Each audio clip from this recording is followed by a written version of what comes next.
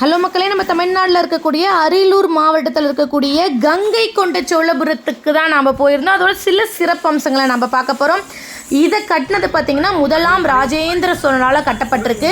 கங்கை 6 வரைக்கும் படையெடுத்து சென்று வெற்றி பெற்றதோட நினைவாக கங்கை கொண்ட சோழபுரம் அப்படிங்கிற நகரத்தையே உருவாக்கினவர் தான் முதலாம் ராஜேந்திரன் சோழன். அங்கே இந்த ஒரு கோயிலை கட்டியிருக்காரு, அதுதான் கங்கை கொண்ட சோழபுரம். இந்த கோயிலோட சிறப்பம்சங்கள் நிறைய இருக்குது. இதோட நீளம் பார்த்திங்கன்னா 560 அடி நீளமும் 320 அடி அகலமும் கொண்டதாக அமைஞ்சிருக்கு. இதில் முதன்மையான கடவுளாக பிரகதீஸ்வரர், அதாவது சிவனை வழிபாட்டுக்கு வச்சுருக்காங்க. கிட்டத்தட்ட இந்த சிவன் பார்த்திங்கன்னா 4 மீட்டர் நம்மளோட மற்ற லிங்கங்களோட பெரிய தஞ்சை பெரிய கோயிலை விட 4 மீட்டர் உயரமான சிவலிங்கம் அமைஞ்சிருக்கு. அது மட்டும் இல்லாமல் விமானமோட உயரம் கூட பார்த்திங்கன்னா தஞ்சை பெரிய கோயிலோட 3 மீட்டர் உயரமான விமானம் அமைச்சிருக்காங்க. கருவறைக்குள்ளே பார்த்திங்கன்னா சூரிய ஒளி எதிரொலிக்கிற வகையில் கருவறையை நோக்கியவாறே நந்தியை அமைக்கப்பட்டிருக்கு. கருவறை எப்போதுமே குளிர்ச்சியாக இருக்கிற வகையில் அங்கே சந்திரகாந்த கல் பதிக்கப்பட்டிருக்கு. இது எப்போவுமே குளிர்ச்சியாகவும் வெதுவெதுப்பாகவும் வச்சுருக்கும்.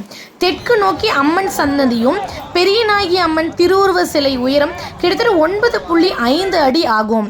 பிரகதீஸ்வரர் கருவறையை சுற்றி 5 கருவறைகளும் சிம்ம கிணறும் இருக்குது. 2018ஆம் ஆண்டு இந்த கோயில் கொடிமரம் அமைக்கப்பட்டிருக்கு. கொடிமரம் அமைக்கப்பட்டதுக்கு அப்புறம் பிரம்ம மோட்சவம் நிகழப்பட்டிருக்கு. இதில் நிறைய சிற்பங்கள் இருக்குது. அர்த்தநாதீஸ்வரர், பைரவர், அதுக்கப்புறம் ராஜ சோழருக்கு கன்னி சூட்டும் அந்த சிவனோடது, அதுக்கப்புறம் நடராஜரோட சிலைன்னு ரொம்ப பிரதீசியான நிறைய சிலப்பம்சங்கள் இருக்குது. முதன்மை கருவறையை சுற்றி வெளிப்புற மாடங்கள் அர்த்தநாதீஸ்வரர், நடராஜர் போன்ற சிவனோட திருவுருவங்களும், மேலும் பிரம்மன், துர்க்கை, திருமால், சரஸ்வதி அப்படிங்கிற 5க்கும் மேற்பட்ட சிற்பங்களும் இதுக்குள்ளே இருக்குது. அவற்றில் ஒன்றான சிவன் ஒரு அடியாருக்கும் மாலை சூடுவது போல செதுக்கப்பட்டிருக்கு. சிலர் அந்த அடியார் 63 நாயன்மார்களை ஒருவரான சண்டீஸ்வரர் அப்படின்னு சொல்கிறாங்க. வேறு சிலர் அந்த ஒருவர் கோயிலை கட்டிய முதலாம் ராஜேந்திரன் அப்படின்னு கருதுகிறாங்க. இந்த கோயில்கள் சோழர் கலைக்கு சான்றாக விளங்கும் 11ஆம் நூற்றாண்டு காலத்தின் வெண்கல சிலை காணப்படுகிறது.